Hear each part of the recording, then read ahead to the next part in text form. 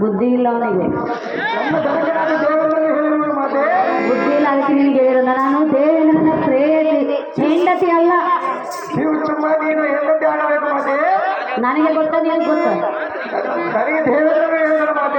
ಅವನಿಗೆ ಬುದ್ಧಿ ಇಲ್ಲ ಅಂತ ಹೇಳ್ತಿರಲಿಲ್ಲ.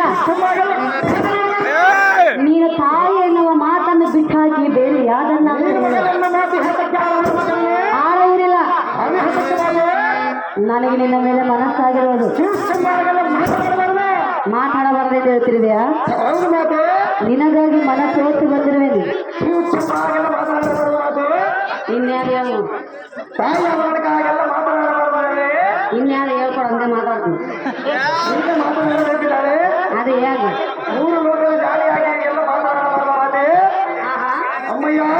ಪ್ರಿಯಾ